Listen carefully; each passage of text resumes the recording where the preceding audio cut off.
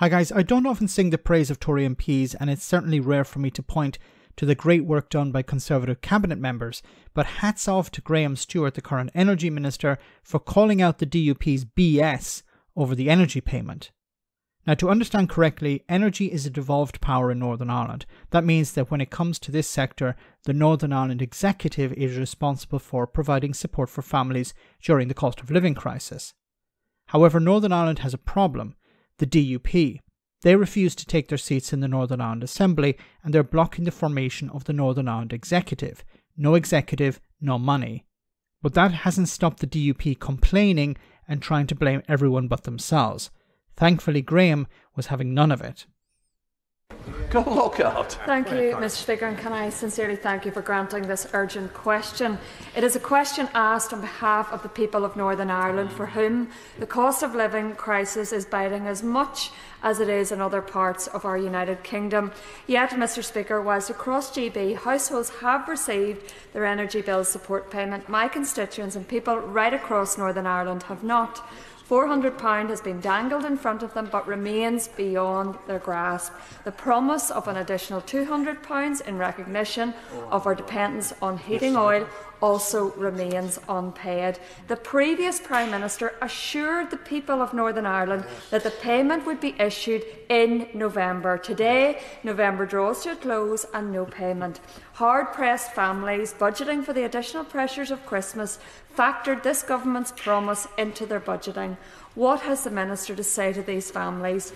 Mr Speaker, as temperatures have plummeted over recent days, people in Northern Ireland are waking up to frost on their cars outside, but inside their homes some people can even see their breath because they're unable to turn their heating on. They need this payment, and yet what we get from the government is delay, doubt, differing stories as to the type of scheme as each day passes. It is not good enough. We need a firm commitment from the government that this payment will be issued before Christmas. We know it can be done. We saw through COVID that where there's a will, government can overcome technicalities quickly to deliver support. Mr Speaker, the UK Government have been centrally delivering this scheme for England, Scotland and Wales.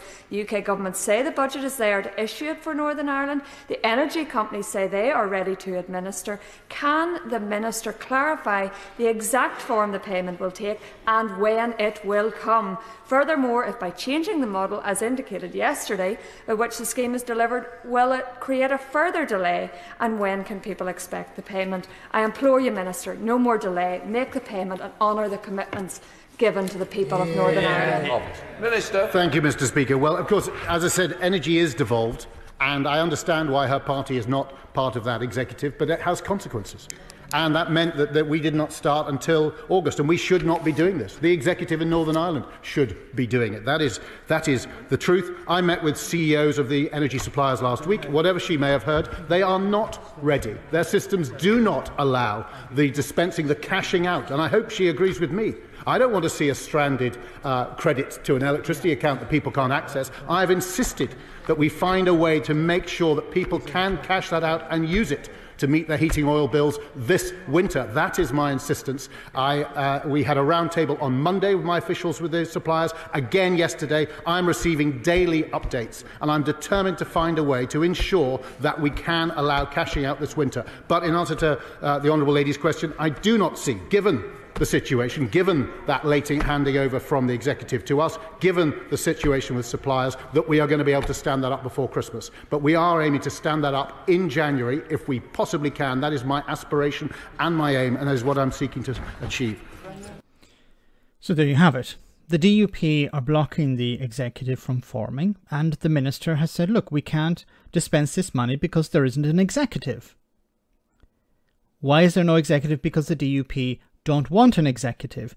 They ran an election campaign on blocking the executive from forming, from taking their seats in the Northern Ireland Assembly, and to hell with the consequences. Now, why are they refusing? Because they want the Northern Ireland Protocol scrapped. Many of these people, if not all of them, in the DUP, voted for Brexit. They didn't understand Brexit, but they campaigned for it anyway.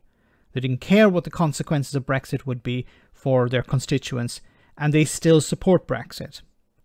And now they want the Northern Ireland Protocol scrapped. The UK and the EU signed up to the Northern Ireland Protocol. So the DUP And the Northern Ireland Executive have no control over the protocol. It's the UK government. And we've heard from the DUP trying to blame everyone but themselves. And now the people of Northern Ireland, and you have the DUP MPs here standing up saying the government need to do something, the government need to do something. Why is England, Scotland and Wales getting this £400 and why is Northern Ireland not? It's not getting it because there isn't a bloody executive. Why is there no executive? Because the DUP are playing political games. The Northern Ireland Executive has no control over the Northern Ireland Protocol. That's the remit of the UK government and the EU. So holding the people of Northern Ireland ransom will not change anything. And you're also trying to fight, the DUP are fighting this because other parties in Northern Ireland, most of the reasonable parties, want an executive formed. They want to release this money to the people of Northern Ireland so they can heat their homes and they don't have to worry about seeing their breath in their own homes. Is £400 enough? Probably not, but it's better than nothing. The people of Northern Ireland are getting nothing. And there are other issues. Heating oil is much more expensive and there should be money released for that as well. But the DUP are blocking everything. Why? Because they're playing political games. These are MPs and MLAs who are on pretty good salaries. They're not affected by this cost of living crisis.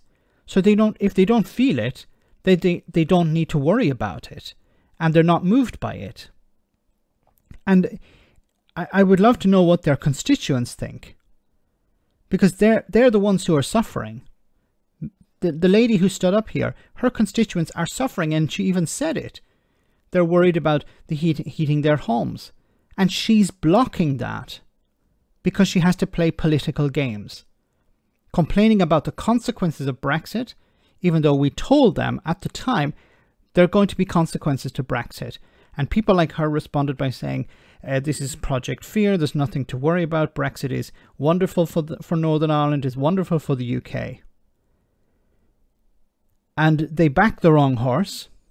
They believed that Boris Johnson would deliver them a border on the island of Ireland. And Boris Johnson is not to be trusted. You know, how many times have we heard that Boris Johnson should not be trusted? But the DUP bet the house, the farm, on Boris Johnson, and they lost. And instead of being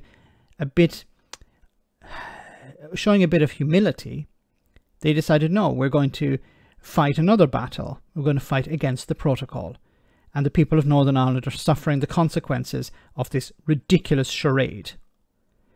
So well done to the Minister for standing up to this crap and calling it out. But it doesn't mean that the DUP will actually apologise or take this off the table. They're continuing to push against the protocol and they're refusing to form the executive. Let me know in the comment section, guys, what you think about all of this. As always, your comments are greatly appreciated. Thanks a lot.